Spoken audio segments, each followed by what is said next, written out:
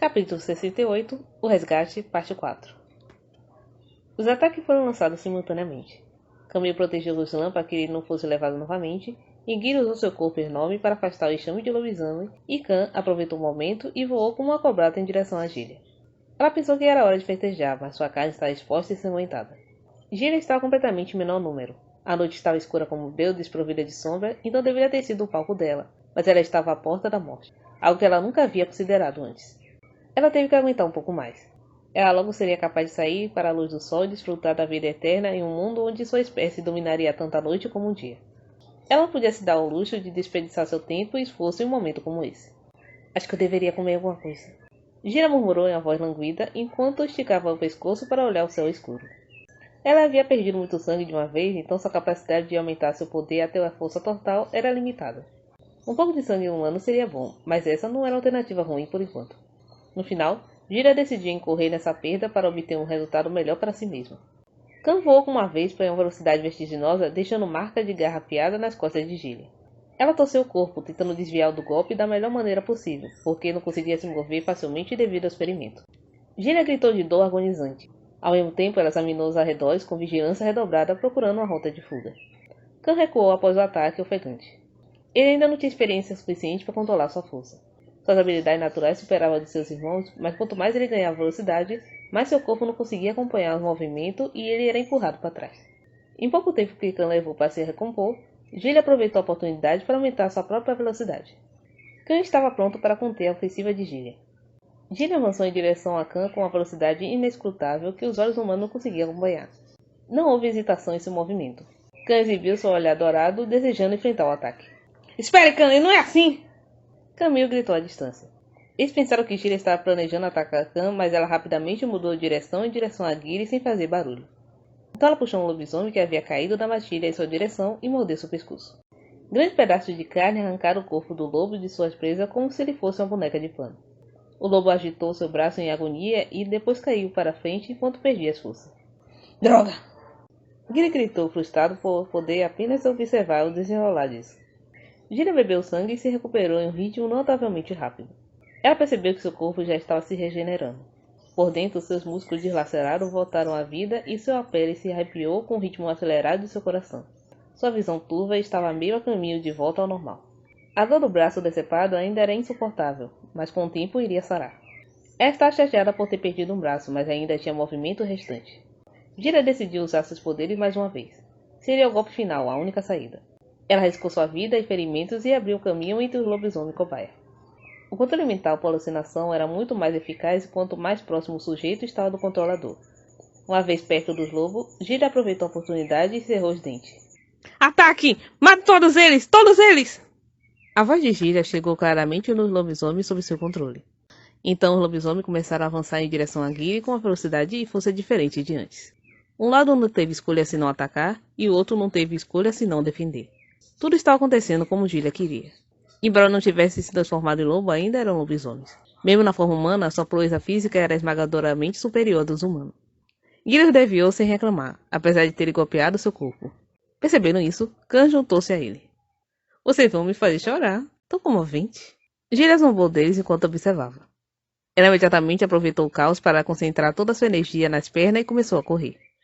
Quando o caminho que estava protegendo Ruslan a viu, faíscas voaram em seus olhos. Ele não podia deixar Gillian escapar assim. Ele ainda não havia superado o terrível incidente do Steppe de Mahaba enquanto perdeu sua família. Ele nunca se esqueceu da crueldade que Gillian infligiu à sua família e seus irmãos. Uma explosão quente irrompeu no peito de Camille. "Camille, não vá!" Gillian o chamou quando Camille se moveu por instinto. Houve um longo corte no canto dos olhos de Gillian e sangue jorrou. "Salvar nossos irmãos é muito mais importante agora." "Mas, Camille, obedeça!" Gillian nunca foi autoritário de forma alguma, mas fixou os olhos em Camille enquanto comandava com firmeza. Camille cerrou os dentes. Ele sabia melhor do que ninguém que Gillian estava certo, mas estava chateado por perder Gillian novamente assim. Quando Gillian desapareceu, os lobos que se moviam atordoados diminuíram visivelmente a velocidade. Eles logo caíram de volta exaustos e adormeceram. A consciência dele vacilou sem saber quem eles havia atacado e por quê. Gillian olhou em volta. Ele podia sentir o cheiro metálico de sangue por toda parte e ouvir uma respiração difícil. As coisas se acalmaram. Eles se transformaram novamente em forma humana. Mesmo nessa forma, o ferimento do olho permaneceu. Curaria em breve, mas a dor não seria esquecida facilmente, pois foi infligida por um dos seus. Camille e Khan seguiram o exemplo e retornaram à sua forma humana. Os três se reuniram em torno de seus irmãos caídos. Emoções diferentes passaram por seu rosto. Raiva, arrependimento, dor e tristeza. Eles perderam Gillian, mas salvaram 20 de sua espécie. Eles não conseguiam impedir Gillian de infligir o mal a seus companheiros lobo, mas repetiram em sua mente repetidamente que havia feito a escolha certa. Só então eles podiam suportar isso. Bom trabalho, pessoal. Giri disse, exalando profundamente. Nenhuma outra palavra de conforto precisou ser trocada. Então Giri se dirigiu a Camille enquanto olhava para seus irmãos adormecidos. Quando você acha que eles vão recuperar a consciência? Eles estão fora da prisão agora, talvez 1 ou 2 horas. A prisão estava cheia de cheiro que deixava os lobisomens vulneráveis, e não havia janelas. O veneno dentro estava muito mais concentrado.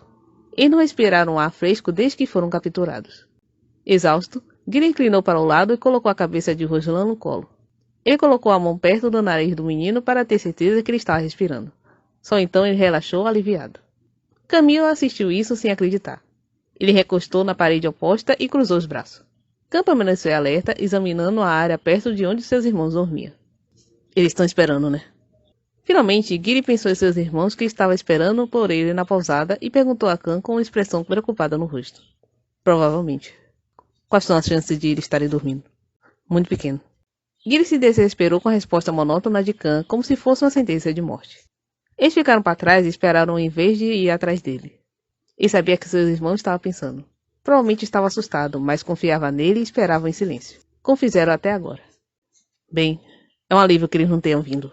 Giri assentiu, tentando se consolar. Não se planeja realizar alguma coisa se tiver que ficar na ponta dos pés perto dos seus próprios irmãos. Camille ouviu em silêncio e murmurou secamente para si mesmo. Ele pôde deixar de fazer beicinho enquanto soubesse o quanto Giri respeitava e se importava com seus irmãos.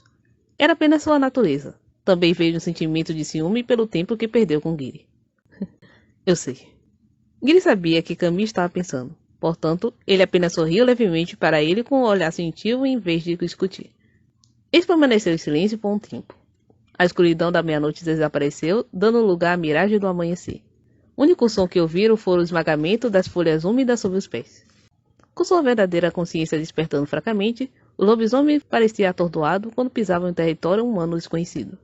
A visão de tudo que estava vivo era ao mesmo tempo estimulante e aterrorizante para eles. Ele estava tão profundamente em conflito com a situação que enfrentavam que ainda não lhe ocorreu demonstrar qualquer gratidão. Eles finalmente estavam livres depois de vários anos. Ele estava tão acostumado à restrição e à perseguição que não poderia deixar de ficar desconfiado, mesmo na presença da sua própria espécie. Está tudo bem agora. Quando Giri falou gentilmente com eles, seus ombros ansiosos finalmente abaixaram lentamente. Os pés do lobisomem se contraíram quando eles se entreolharam incapazes de avançar. Vocês podem ir agora. Vocês estão livres. Um por um, os lobisomens desapareceram na floresta gramada. Eles partiram, suas sombras antitrêmulas no escuro desapareceram completamente. Os cativos não precisavam mais ser pássaros numa gaiola. Simplificando, eles estavam livres. Camille liderou Camille de volta para a pousada, carregando Ruslan nas costas, xingando todo o caminho. Ah, você é muito pesado! Ruslan era muito leve, mas Camille mexeu os ombros reclamando. Camille se ofereceu para carregar Ruslan primeiro, mas não tinha temperamento para expressar sua boa vontade por meio da gentileza. Só nas primeiras horas da manhã, quando os irmãos entraram pela janela do segundo andar em vez da porta da frente, foram recebidos por Teio, Najak, Enzi e Mahan, que havia permanecido na pousada. Parecia que eles estavam acordados a noite toda, esperando. Eles ficaram em uma fila sem palavra e olharam para Giri e os irmãos, que havia retornado parecendo bastante abatido, como se os examinasse. Viu? Eu disse.